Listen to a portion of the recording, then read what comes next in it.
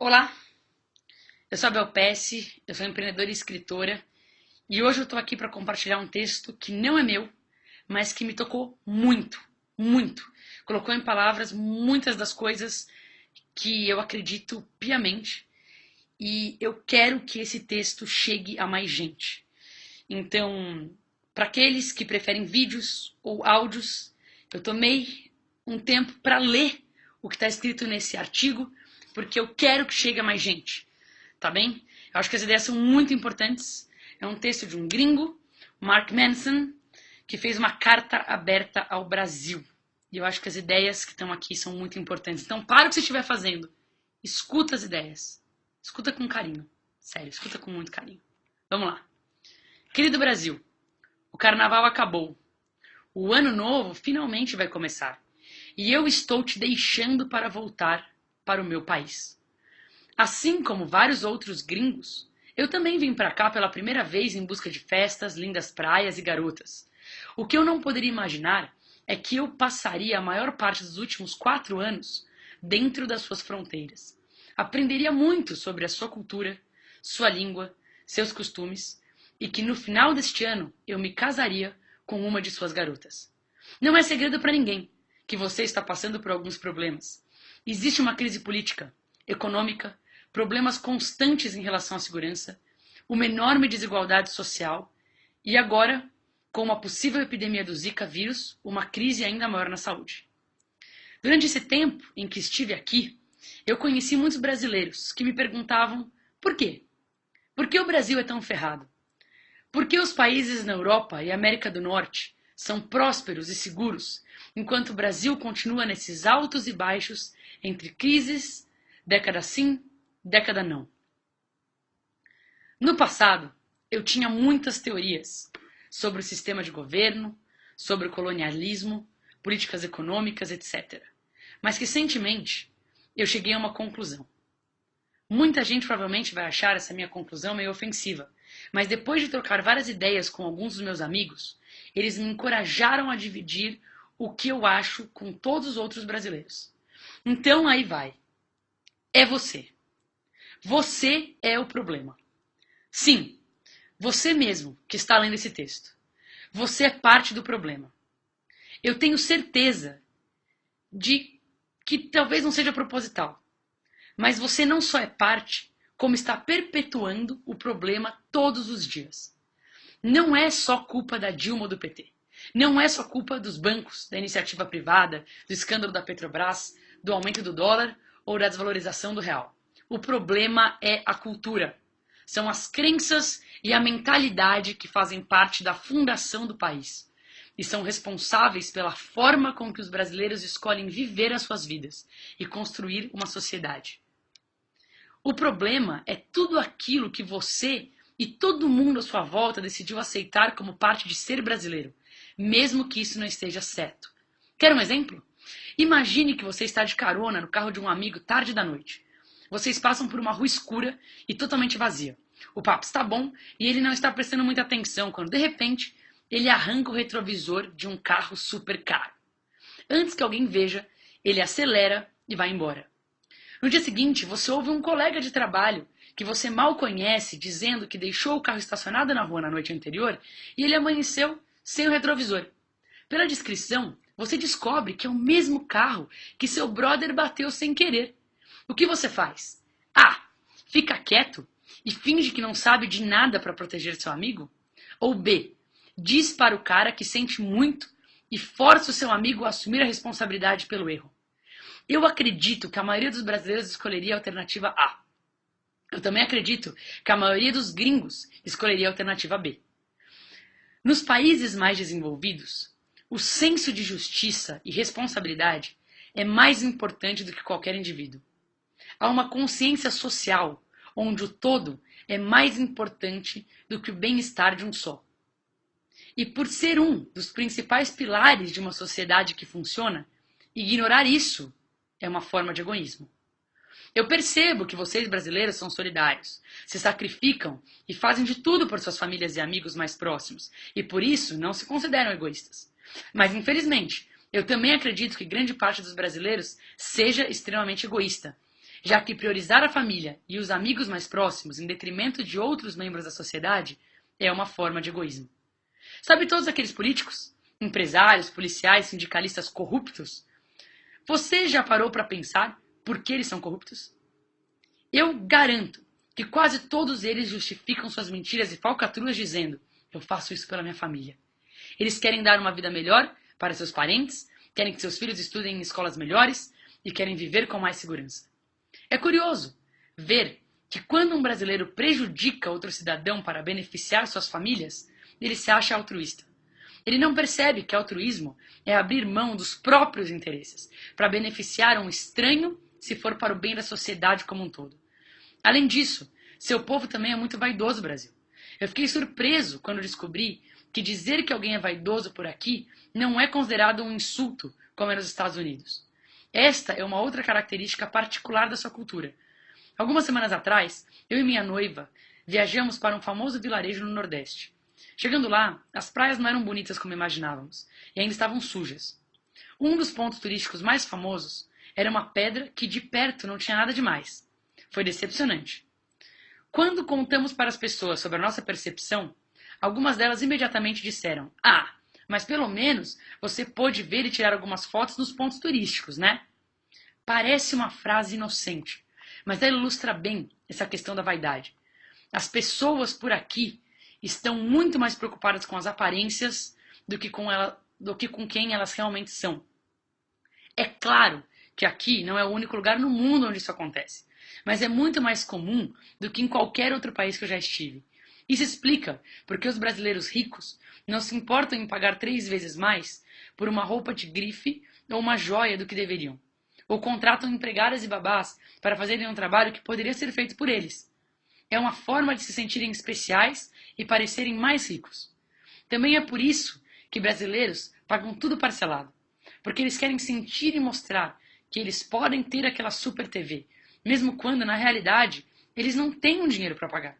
No fim das contas, esse é o motivo pelo qual um brasileiro que nasceu pobre e sem oportunidades está disposto a matar por causa de uma motocicleta ou sequestrar alguém por algumas centenas de reais.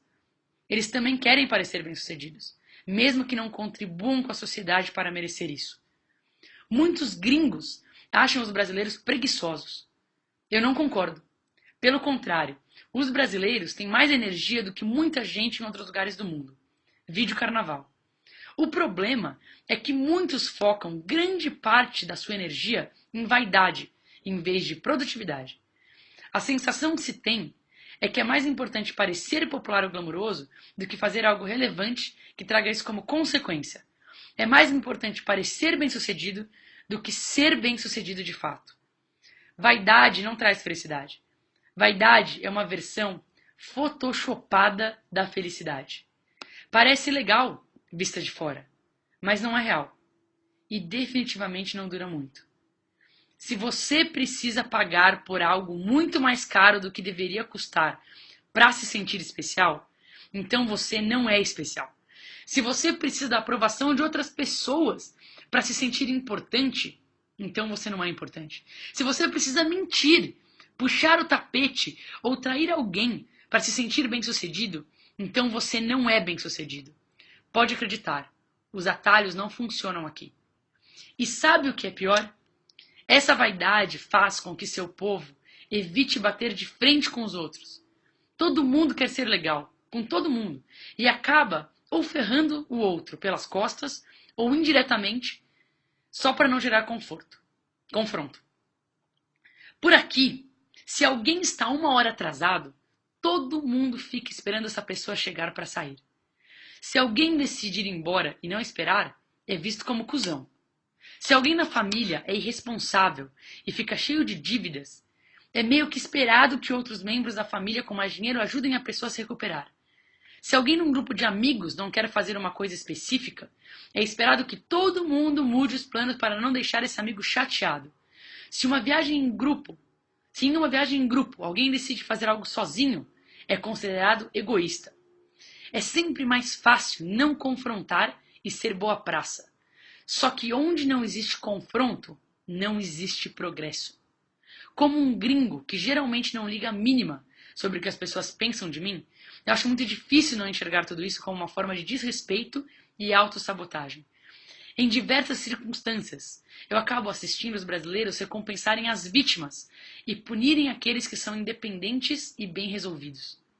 Por um lado, quando você recompensa uma pessoa que falhou ou que está fazendo algo errado, você está dando a ela um incentivo para nunca precisar melhorar. Na verdade, você faz com que ela fique sempre contando com a boa vontade de alguém em vez de ensiná-la a ser responsável. Por outro lado, quando você pune alguém por ser bem resolvido, você desencoraja pessoas talentosas que poderiam criar o progresso e a inovação que esse país tanto precisa. Você impede que o país saia dessa merda que está e cria ainda mais espaço para líderes medíocres e manipuladores se prolongarem no poder. E assim, você cria uma sociedade que acredita que o único jeito de se dar bem é traindo, mentindo, sendo corrupto ou, nos piores casos, tirando a vida do outro. Às vezes, a melhor coisa que você pode fazer por um amigo que está sempre atrasado é ir embora sem ele. Isso vai fazer com que ele aprenda a gerenciar o próprio tempo e respeitar o tempo dos outros. Outras vezes, a melhor coisa que você pode fazer com alguém que gastou mais do que devia e se enfiou em dívidas é deixar que ele fique desesperado por um tempo. Esse é o único jeito que fará com que ele aprenda a ser mais responsável com o dinheiro no futuro.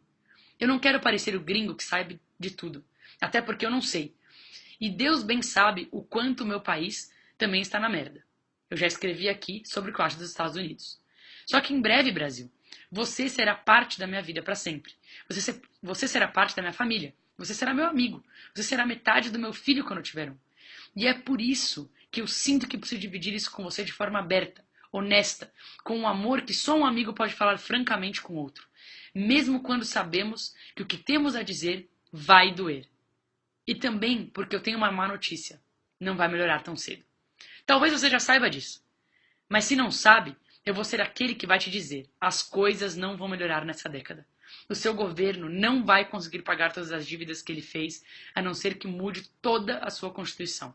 Os grandes negócios do país pegaram dinheiro demais emprestado quando o dólar estava baixo, lá em 2008 e 2010.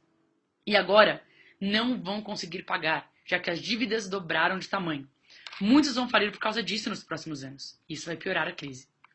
O preço das commodities estão extremamente baixos e não apresentam nenhum sinal de aumento no futuro próximo. Isso significa menos dinheiro entrando no país. Sua população não é do tipo que poupa, e sim que se endivida. As taxas de desemprego estão aumentando, assim como os impostos, que estrangulam a produtividade da classe trabalhadora. Você está ferrado. Você pode tirar Dilma de lá, ou todo o PT. Pode e deveria refazer a Constituição, mas não vai adiantar. Os erros já foram cometidos anos atrás, e agora você vai ter que viver com isso por um tempo. Se prepare para no mínimo 5, 10 anos de oportunidades perdidas. Se você é um jovem brasileiro, muito do que você cresceu esperando que fosse conquistar, não vai mais estar disponível. Se você é um adulto, nos seus 30 ou 40, os melhores anos da economia já fazem parte do seu passado. Se você tem mais de 50, bem, você já viu esse filme antes, não viu? É a mesma velha história, só muda a década. A democracia não resolveu o problema. Uma moeda forte não resolveu o problema. Tirar milhares de pessoas da pobreza não resolveu o problema. O problema persiste. E persiste porque ele está na mentalidade das pessoas. O jeitinho brasileiro precisa morrer. Essa vaidade, essa maneira de dizer que o Brasil sempre foi assim e não tem mais jeito, também precisa morrer. E a única forma de acabar com tudo isso é se cada brasileiro decidir matar isso dentro de si mesmo. Ao contrário de outras revoluções externas que fazem parte da sua história, essa revolução precisa ser interna. Ela precisa ser resultado de uma vontade que invade o seu coração e a sua alma. Você precisa escolher ver as coisas de um jeito novo. Você precisa definir novos padrões e expectativas para você e para os outros. Você precisa exigir que seu tempo seja respeitado. Você deve esperar das pessoas que te cercam que elas sejam responsabilizadas pelas suas ações. Você precisa priorizar uma sociedade forte e segura, acima de todo e qualquer interesse pessoal ou da sua família e amigos. Você precisa deixar que cada um lide com seus próprios problemas. Assim como você não deve esperar que ninguém seja obrigado a lidar com os seus. Essas são escolhas que precisam ser feitas diariamente, até que essa revolução interna aconteça. Eu temo que seu destino seja repetir os mesmos erros por muitas outras gerações que estão por vir. Você tem uma alegria que é rara e especial, Brasil. Foi isso que me atraiu em você muitos anos atrás e que me faz sempre voltar. Eu só espero que um dia essa alegria tenha a sociedade que merece. Seu amigo, Mark. Uau. Uau. Eu quase fiz comentando em cada parágrafo. Mas tá muito bom. Tá muito bom como tá. Esse texto é do Mark Manson, tá?